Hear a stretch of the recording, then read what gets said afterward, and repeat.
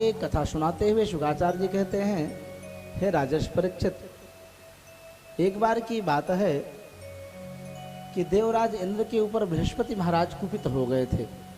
कारण क्या था कि स्वर्ग में सभा लगी हुई थी, देवेंद्र अप्सराओं के नृत्य को, नाच को देख रहे थे।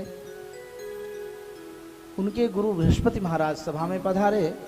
पश्चन्य पशभागतम, सभा में आए हुए गुरुदेव को देख करके नोच चाल आसनाद इंद्र अपने आसन से उठे तक नहीं, गुरुदेव का स्वागत सत्कार नहीं किया, प्रणाम नहीं किया, यहां तक कि उनकी तरफ देखा भी नहीं, बैठने तक को नहीं बोला, देखा भी नहीं।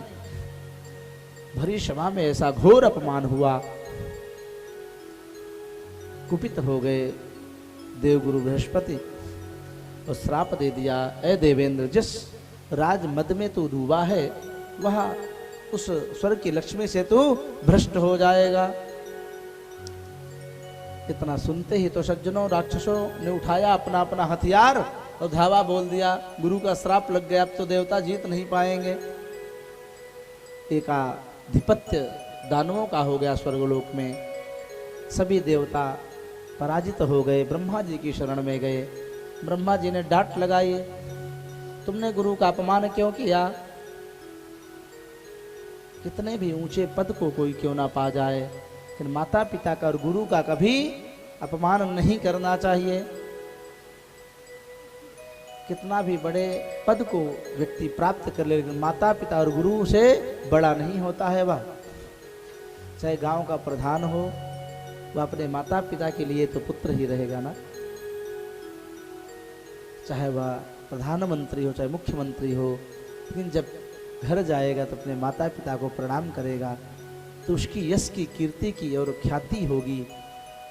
और वो सोचे कि मैं तो प्रधानमंत्री हूँ, सब मेरे अधीन, मैं तो राजा हूँ, मैं माता पिता को प्रणाम क्यों करूँ, तो उसकी निंदा ही होगी। इस प्रकार से डांट लगाई ब्रह्मा जी ने भी, हे नाथ, जो गलती हुई क्षमा करो, अब आगे उपाय क्या है, मेरा स्वर्ग पद कैसे मिले? कहा देखो, जब तक देवराज गुरु तुम पर प्रसन्न नहीं हो जाते तब तक तुम त्वष्टा ऋषि के पुत्र विश्वरूप को अपना गुरु बनाओ, और उनके पास एक बड़ा ही दिव्य अमोघ नारायण कवच है, उसकी शक्ति है।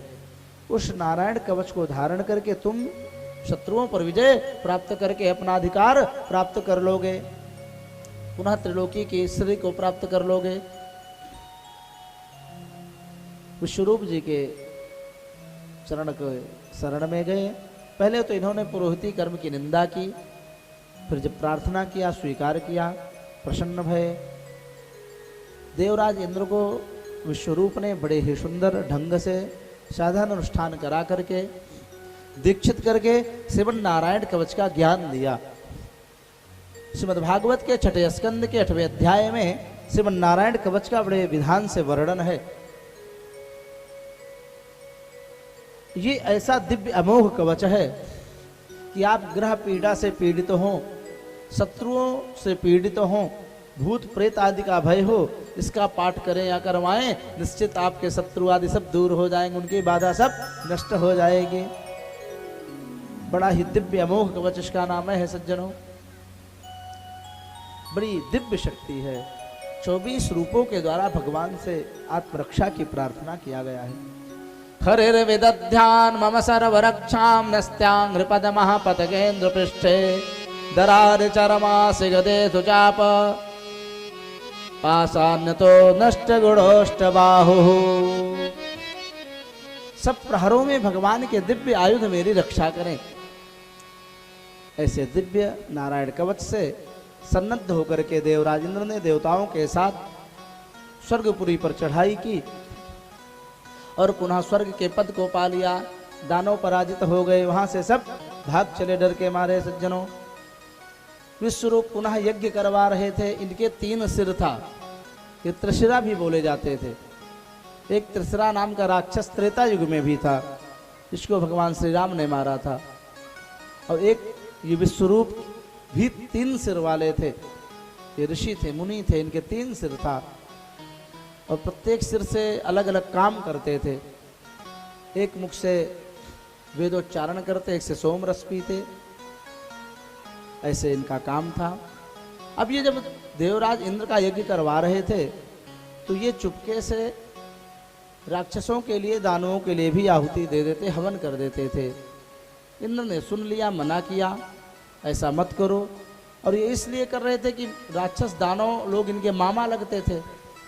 इनकी जो माँ थी वो दानवों के पक्ष की थी, उनके यहाँ मायका था उसका, तो दानव राक्षस इनके मामा लगे, इसलिए ये अपने दानवों के लिए, मामाओं के लिए भी आहुति चुपके से दे देते थे। इंद्र ने 2-4 बार मना किया, लेकिन मौका पाते ही फिर ये अपना मामा का पक्ष ले देते थे, उनके लिए भी आहुति देते। कुपित हो गए इंद्र और निकाला तलवार और गुरुदेव के सिर को क्रोध में आकर के धड़ से अलग कर दिया।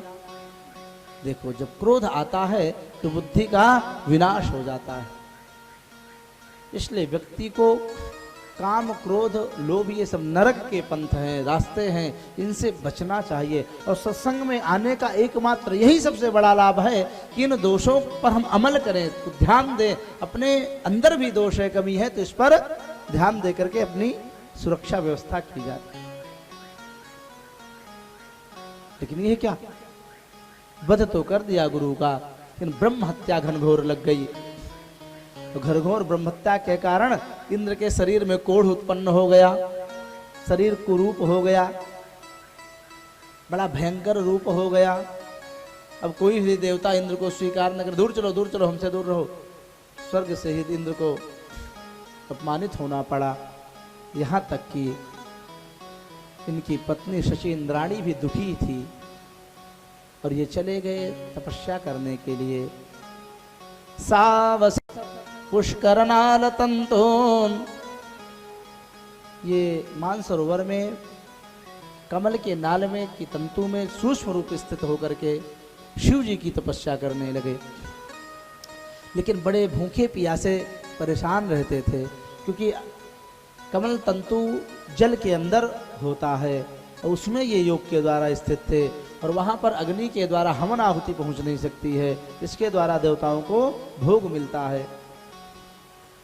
इधर उस समय राजा नहुस चंद्रवंशी राजा थे, उनको राजपाट दिया गया। ऋषियों के श्राप के कारण वे सर्प बन गए, क्योंकि इनकी बुद्धि भी विकृत हो गई और सिंहासन पर बैठे हैं। इन्होंने कहा मैं इंद्र हूं इस समय स्वर्गलोक का, तो इंद्राणी कहाँ है, वो मेरी पत्नी लगेगी, उसको बुलाओ। और उसके साथ इनका मन दूषित हो गया। अपनी सतीत्व की रक्षा के लिए इंद्राणी ने वशिष्ठ आदि, विश्वामित्र आदि देवगुरु बृहस्पति की शरण ली। ऋषियों ने कहा ठीक है, अगर नहुष के मन में इतना बड़ा पाप है तो तुम चिंता मत करो, हम तुम्हारे सतीत्व की रक्षा करेंगे। अगस्त आदि ऋषियों ने कहा तुम नहुष से कहो कि वहाँ पालकी में बैठ करके हमारे द्वार पर आए, तब मैं उसे अपनाऊंगी। तुम्हारे राजमहल में आए इनकी ऐसी पालकी पर जिसको कि ऋषि मुनि ढोएं, फिर हम तुम्हारा सब काम ठीक कर देंगे। अभिमानी नहुस ने पालकी में ऋषियों को जुतवाया, लगाया बोढ़ारी के रूप में, कहार बना दिया ऋषियों को। और इतना ज़्यादा इंद्राणी से मिलने की कामोत्तेजना में ये व्याकुल हो गया। सर्प सर्प, तेजी चलो, तेजी चलो, जल्दी चलो, जल्दी चलो। अब बूढ़े बूढ़े महात्मा ऋषि मुनि धीरे धीरे पालकी लेकर के चल रहे थे। ये अत्यंत व्याकुल था जब सर्प सर्प बार बार कहा। यहाँ तक कि देवी भागवत में तो ये भी लिखा है कि अगस्त महात्मा को इसने लात भी मार दिया, बड़ा अपमानित कर दिया। कुपित हो गए महाजन, महात्मा जन, तो कहते रे मूर्ख नहुस, तुम सर्प सर्प कहते हो, जाओ मैं श्राप देता हूं, तुम सर्प ही हो जाओगे। तुरंत इसका पतन हुआ और भयंकर वन में ये अजगर का रूप, सर्प का रूप पाता है। कालांतर में द्वापर युग में युधिष्ठिर की कृपा से ये नहुस सर्प योनि से मुक्त होता है। महाभारत में कथा आती है सज्जनों। इस प्रकार से इंद्र पुनः आते हैं।